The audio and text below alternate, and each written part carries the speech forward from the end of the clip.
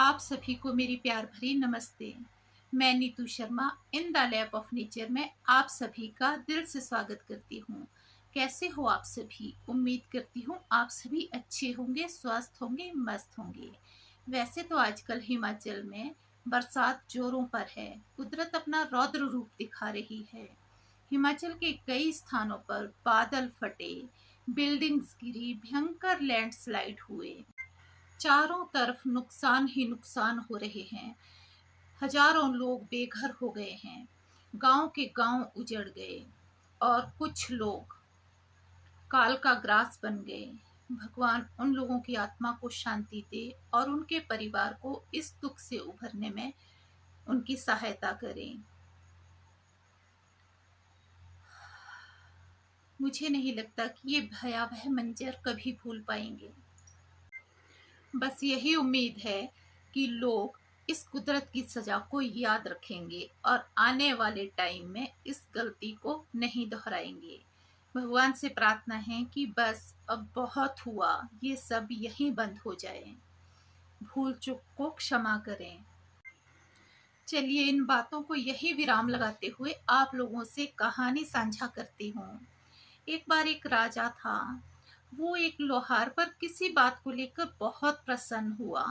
और आप लोगों को पता ही है कि जब राजा महाराजा किसी बात पे प्रसन्न हुआ करते थे तो वो कुछ ना कुछ उपहार में दिया करते थे। ऐसे ही उस राजा ने लोहार को चंदन का बगीचा गिफ्ट कर दिया। लोहार को चंदन की लकड़ी के मूल्य का कोई ज्ञान नहीं था। उसने पेड़ों को काटना शुरू किया और कोयले के रूप में बाजार में बेच दिया। धीरे धीरे पूरा बगीचा खाली हो गया। एक दिन राजा वहां से गुजर रहे थे तो उन्होंने सोचा क्यों ना उस लोहार से मिलता चलूं। जब राजा लोहार के पास पहुंचे तो वो उसको पहले वाली ही स्थिति में देखा तो राजा को बहुत आश्चर्य हुआ।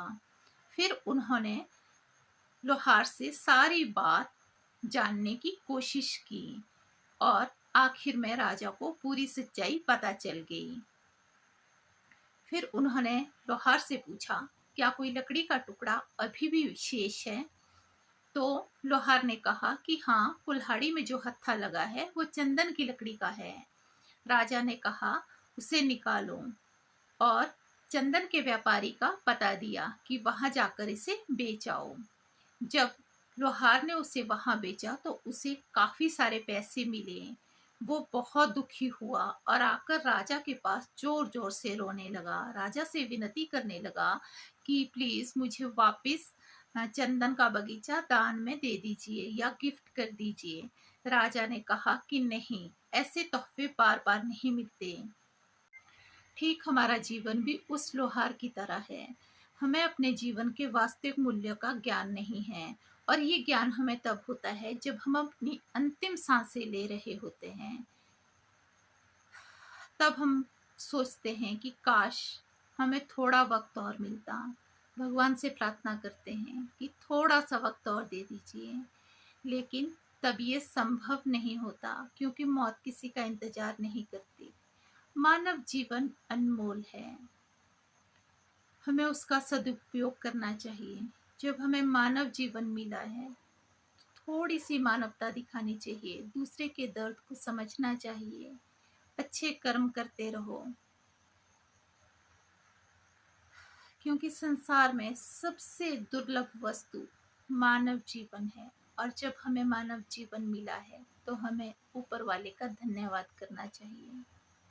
तो कैसी लगी आपको ये कहानी? कमेंट में जरूर बताएं और साथ ही साथ ये भी बताएं कि इस कहानी से आपने क्या सीखा, क्या शिक्षा मिलती है। उससे ये होगा कि अलग अलग लोग जब अलग अलग तरह के कमेंट करेंगे तो वो अलग अलग तरह से उस कहानी से समझे होंगे, उन्होंने उससे कुछ शिक्षा ली होगी, जिससे मुझे भी कुछ सीखने को मिलेगा। इस तरह की और कहानी सुनने के लिए मेरे चैनल को सब्सक्राइब करें, शेयर करें, सपोर्ट करें।